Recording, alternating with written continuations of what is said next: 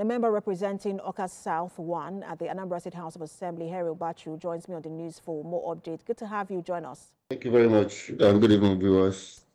A very sad development there in Anambra State. Condolences to the House of Assembly.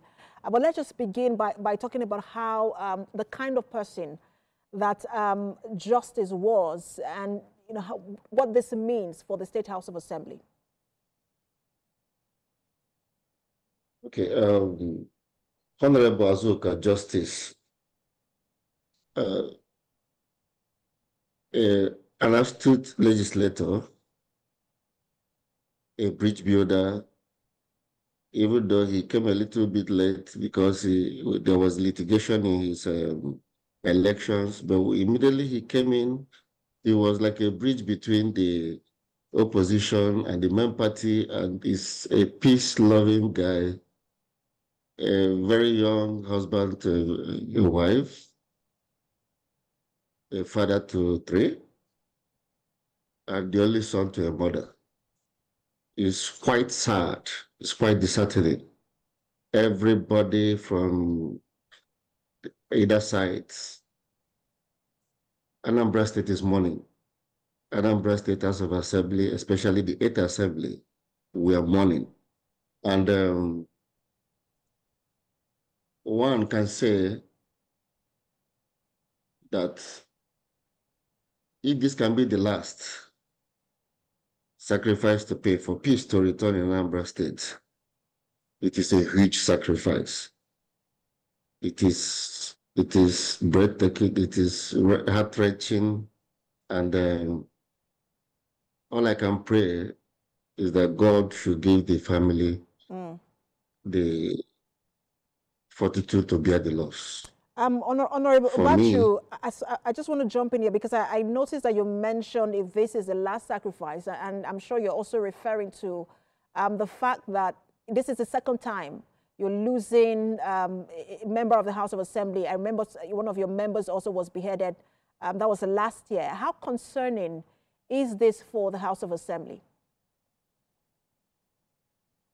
Well, Anambra State have been living in denial of insecurity, and it appears that the House members have been the one paying the ultimate price. In the 7th Assembly, which under this administration, a House member was beheaded, kidnapped and beheaded after a few days in the 7th Assembly, Honorable Kate. And this happening now to Honorable Justice, I don't know how one can take it, but for me, the state of security in Anambra State has to be arrested. Has to be arrested because all members of the House of Assembly, except microscopic few that have security, will be living with fear of who is next. And no matter how we want to be in self-denial about the security situation in our dear state, Anambra, it is happening. And for me, what is more heart-stretching is the silence of the stakeholders in this whole thing. To say that it will take the governor almost 3 years to pay keen attention to security of the state is something that even I myself cannot believe. In the scale of things, as an economist, if you state your scale of preference, the fundamental duty of any government is security of life and property. Be ahead of roads, ahead of buildings, ahead of whatever you're doing. So if we can get it right now, in an Igbo adage said, Osita Demma Odobabo.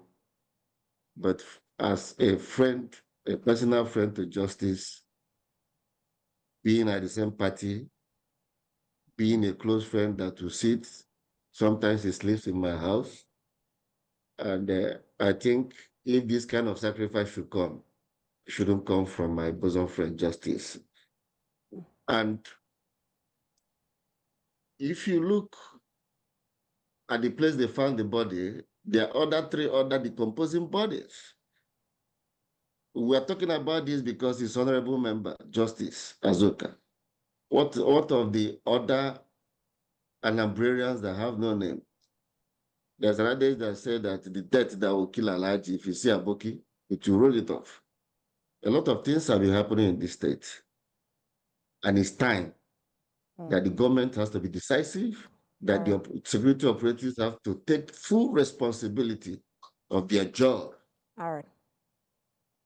For some people say that security issues are not meant to be said in public, but for far too long, we have been discussing this in secret. What is the outcome? Hopefully, Honorable, that this also becomes a thing of the past, especially for the people of the state who are following that development as always. A member representing Oka South 1 at the Anambra State House of Assembly, Henry Ubachu, thank you so much for your time. And once again, condolences. Thank you. And good night. I will take a break now. When the News at 10 returns, we'll bring you more stories. Stay with us.